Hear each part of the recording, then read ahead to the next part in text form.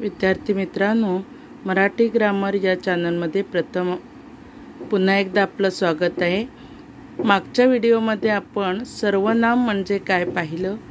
या व्हिडिओमध्ये आपण पाहणार आहोत सर्वनामाचे प्रकार।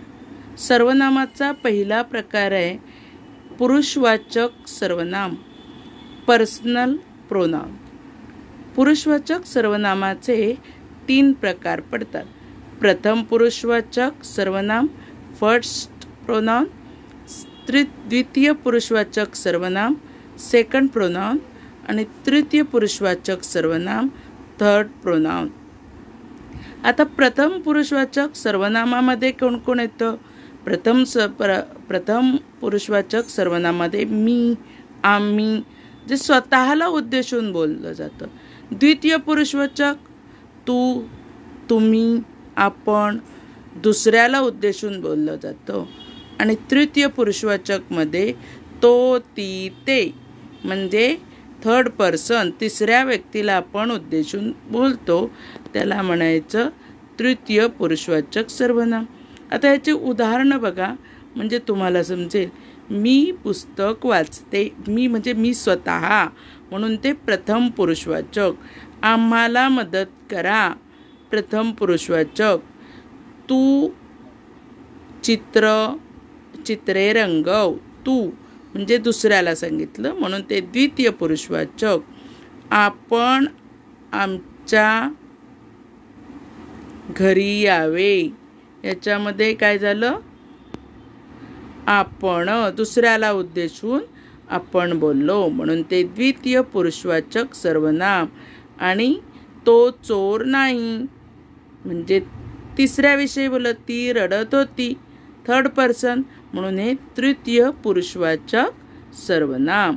आता आपण बघितलं सर्वनामांचे प्रकार, त्यातला पहिला प्रकार बघितला पुरुषवाचक सर्वनाम।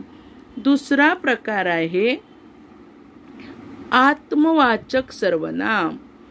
जे स्वतःला उद्देशून जे सर्वनाम वापरलं जातं त्याला म्हणायचं आत्मवाचक सर्वनाम। मी स्वतः अभ्यास करेन, स्वतः। आपण सर्वजण मिळून काम करूया, आपण म्हणजे स्वतःला उद्देशून जे बोललं जातं त्याला म्हणायचं आत्मवाचक सर्वनाम।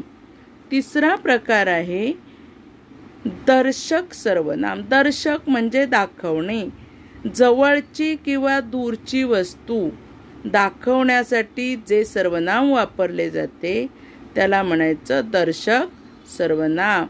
हा, ही, हे, ह्या, तो, ती, ते, ही सगळी दर्शक सर्वनाम आहेत। उदाहरणार्थ, हे आमचं कामच आहे साहेब।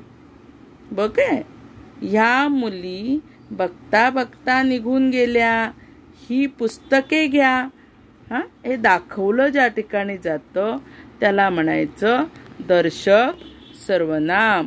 ते माझे घर आहे, हे दाखवलं गेलं, याला म्हणायचं दर्शक सर्वनाम। चौथा प्रकार आहे संबंधी सर्वनाम।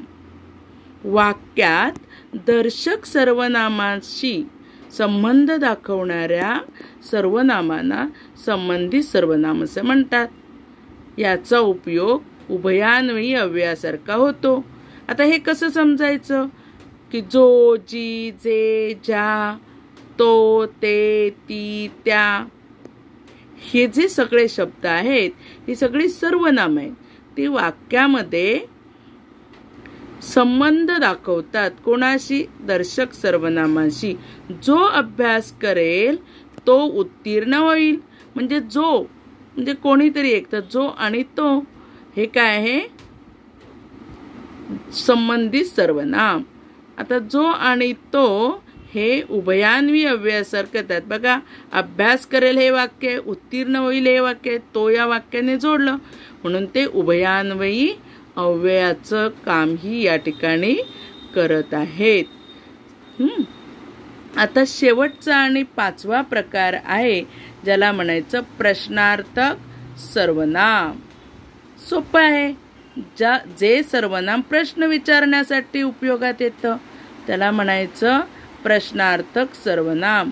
कोण, काय, कोणास, कोणी, कोठे, कसे, केव्हा इत्यादी सगळी सर्वनामं जी आहेत ती प्रश्नार्थक क्वेश्चन विचारले जातात. कोणाला पेढे हवेत?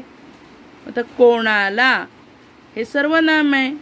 कोणीतरी व्यक्ती असेल ना, त्याला उद्देशून असं बोललं जातं आपण सर्वांसाठी, म्हणून हे प्रश्न विचारला जातो, म्हणून ते प्रश्नार्थक सर्वनाम. पण हा कोण आला आहे इकडे बघा, या ठिकाणी कोण हेही सर्वनाम आहे. कोणाला तरी उद्देश. दाराच्या पलीकडे कोण उभे आहे किंवा कोणीतरी होता, ही सगळी प्रश्न विचारले जातात. तर अशा सर्वनामांना प्रश्नार्थक सर्वनाम असं म्हटलं जातं. विद्यार्थी मित्रांनो, आज आपण सर्वनामांचे 5 प्रकार बघितले. पहिला प्रकार पुरुषवाचक सर्वनाम.